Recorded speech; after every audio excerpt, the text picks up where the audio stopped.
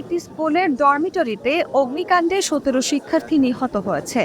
এছাড়া এখনও নিখোঁজ রয়েছে আরও ৭০ জন। দেশটির মধ্যাঞ্চলে অবস্থিত একটি প্রাইমারি স্কুলে ওই দুর্ঘটনা ঘটেছে বলে কর্মকর্তারা জানিয়েছেন। বার্তা সংস্থা এএফপির এক প্রতিবেদনে এ তথ্য জানানো হয়।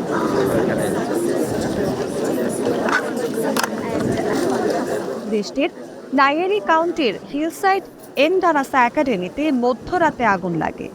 সে সময় ওই ডরমিটরিতে ১.৫ শতাধিক শিক্ষার্থী ঘুমিয়েছিল।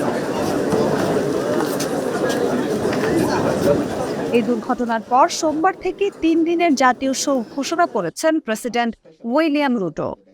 তিনি এই ঘটনাকে অকল্পনীয় ট্র্যাজেডি হিসেবে বর্ণনা করেছেন। We have people from homicide, we have people from the forensic department, and all this we have the government came. President Ruto বলেন, ৯ থেকে ১৩ বছর বয়সী ১৭ শিশু প্রাণ হারিয়েছে। কিভাবে এই দুর্ঘটনা ঘটল তা খুঁজে বের করার প্রতিজ্ঞা করেছেন তিনি। একই সঙ্গে এই ঘটনায় দোষীদের শাস্তির প্রতিশ্রুতিও দিয়েছেন তিনি। The bodies with the parents, and we are calling upon everybody to cooperate. এদিকে ডেপুটি প্রেসিডেন্ট রিগাথি গাচাগুয়া ঘটনাস্থল থেকে সাংবাদিকদের বলেন, ৭০ জন এখনো নিখোঁজ রয়েছে। এছাড়া আরও ২৭ জনকে আহত অবস্থায় হাসপাতালে ভর্তি করা হয়েছে।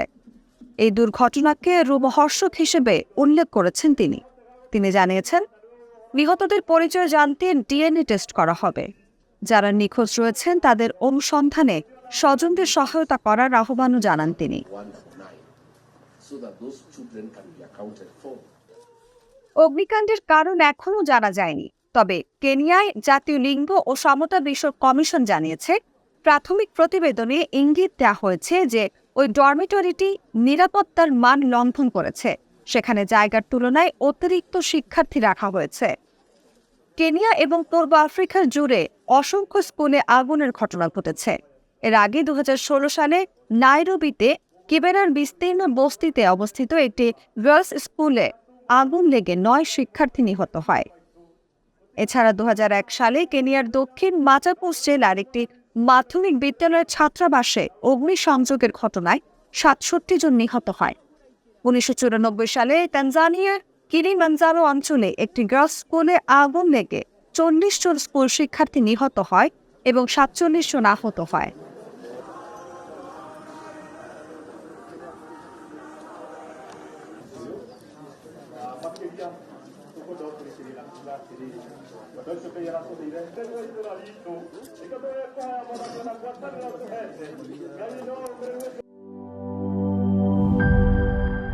আরএফএল ওয়্যার ড্রপ, এতে ব্যবহৃত ইনসেক্টস রেপিলেন্ট মাস্টার প্যাচ পোকামাকড় থেকে কাপড়কে রাখে সম্পূর্ণ সুরক্ষিত।